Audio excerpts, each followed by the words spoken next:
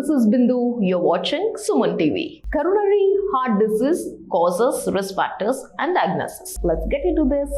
Coronary heart disease occurs when the coronary arteries, which deliver oxygen to the heart muscle, become narrowed or blocked because of the buildup of fat cholesterol within the artery wall.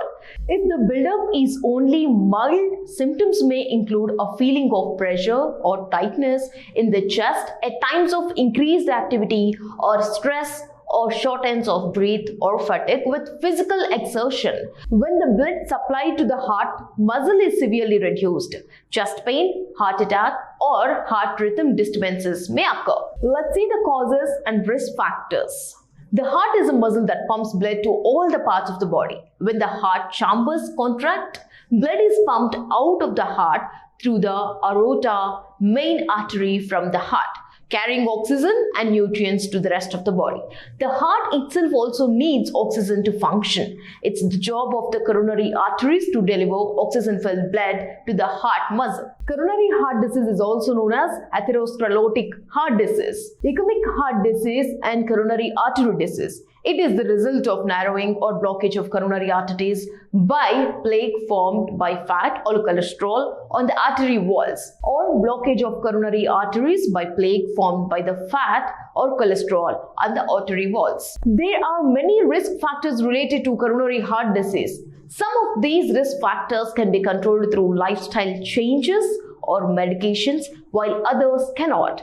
Controllable factors include high blood cholesterol, smoking, high blood pressure, type 2 diabetes, physical inactivity, obesity, poor diet, stress, or anxiety. Let's see the diagnosis now. A doctor can perform a physical examination, take it through medical history, and order a number of tests of diagnosis and other types of heart disease. Example of tests include electrocardiogram.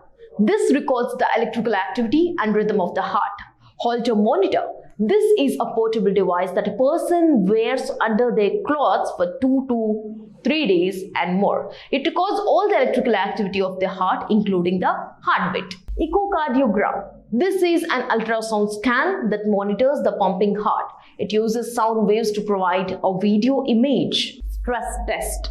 This may involve the use of treadmill or medication that stresses the heart in order to test how it functions when a person is active. Coronary catheterization. A specialist will inject dye through a catheter they have threaded through an artery. Often in the leg or arm, the dye shows narrow spot or blockages on an X-ray. CT scans. These helps the doctor visualize the arteries, detect calcium within the fatty deposits, and characterize any heart anomalies. Nuclear ventriculography. This uses traces or radioactive materials to create an image of heart chambers. A doctor will inject the traces into the vein. These traces then attach to red blood cells and pass through the heart. Special cameras or scanners trace the movement of the tracers. Blood tests. Doctor can run these to measure blood cholesterol levels, especially in people at risk of high blood cholesterol levels.